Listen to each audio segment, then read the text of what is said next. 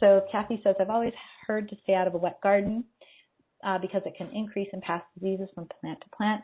Many of us only have certain hours on certain days when we can get into the garden knowing we can get to work. So what's worse, doing the work anyway in the rain or waiting until the next scheduled time you know you can give it the attention it needs? I'm not really talking about harvesting here. I'm talking about the physical work, planting, care, maintenance, etc.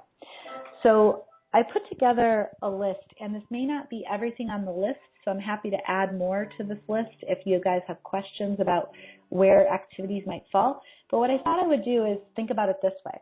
How do you prioritize activities in the rain? So the things I would never, ever do in the rain. And when I say rain, I mean like sopping wet conditions. So let's talk about that first. What I would never do in really wet conditions, any digging, tilling, or scuffling of the soil surface. That would be anything that would change the soil structure, because every time you dig into wet soil, you have the ability to alter your structure. And if you've been building your soil structure, you don't want to do anything to hurt that. So no major digging projects, all right? And then what I would say is no pruning and no trellising, meaning no taking plants and handling them and tying them to trellises. So those two activities can either bruise the plant, or when you're cutting, you leave an open wound into the plant. If you're pruning a tomato plant and you have an open gap and then it's raining, that's an avenue where waterborne diseases can just go right into the plant. Now, when you're pruning on a sunny day, what happens is you cut the plant, and the plant immediately starts to heal itself in that spot, and hopefully it heals itself before the next rain. So I would say no heavy pruning and no trellising, meaning I take a tomato plant and I'm trying to make sure that it's trellised. I'm tying it to a trellis. I'm doing Florida weave, and I can if I have to use my twine to run a new layer of Florida weave, I can, as long as the plants aren't touching it. So if I'm just creating that weave and later the plants will grow into it, that's fine. I just don't want to handle the plants and bruise them or rub on them in a way that it can open some kind of wound for water to get in. And then I'm not going to spray anything, meaning compost teas or any other of the, I talked about some remedies in the pest and disease remedy section, and so I'm not going to spray any of that because it's just immediately going to come off. And then I'm not going to water because it's raining. There are some exceptions to that, where if it's just drizzling and you know it's only drizzling a little bit and you have to leave and you need to water, you may want to still water. But if it's heavy raining, you obviously don't need to water. And then the cautionary things that I would say you can do when it's raining, but you want to take some extra care. Transplanting. You can absolutely transplant in the rain, and actually it's kind of cool because those plants are going to get watered in really well. What I would recommend is that you use a very specific technique. You don't dig a hole, put the plant in, and then put the soil back on top and press it down. You do what I show in the videos where I pull the soil to the side. I basically stick the trowel in the dirt, pull the soil to the side, drop the transplant in, and just press the soil back on top. It's the minimal amount of effort. It's the minimal amount of moving soil. And so that's a possibility. But I wouldn't necessarily do this if it's soaking wet, where you dig in with a trowel and you pull the soil back and there's actually water that you see there.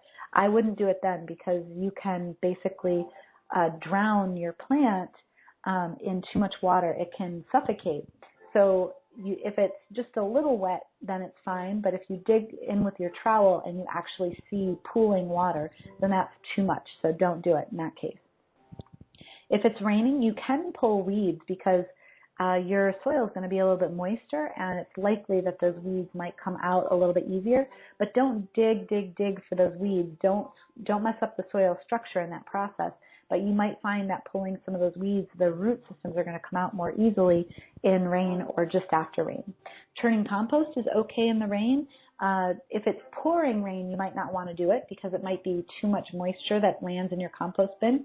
But if you're worried about the compost bin getting a little bit wet in the process of turning it, you could also just throw in a little extra brown material as long as it's really ground up finely, and just to take care of some of that moisture. Harvesting is okay when it's raining. I mentioned that in the video. And then things that I would do in the rain, I would direct seed, because seeds don't need to go in very deep. You can literally just kind of draw a line in the earth, drop your seeds in, press the soil back on top, and all that rain is going to be awesome for that seeding. So seeding, I would say yes. And then the other things are things you can do indoors or outdoors. Organizing tools, sorting seeds, crop planting, those are all things you can do indoors, so you can get some of that garden work done in the rain. Building projects, you can totally do that in the rain. So if you're building the trellis, like, connecting, screwing, drilling things together, inserting things into the earth, like pounding them into the ground straight down, not digging holes, but like pounding a trellis into the ground, those are all things that you can do. Building a compost bin, you can do that in the rain. And we have done that on the farm, because when it rains on the farm, you still work, you just find the right projects. So if there's an activity that you don't see on this list that you want to know, can I do this in the rain?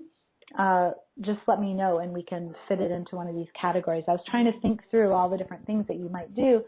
You probably won't find yourself mulching in the rain, but that's something you could do, is if you had like a chop and drop scenario where you had, let's say, a cover crop and you were about ready to chop it down and lay that down as mulch.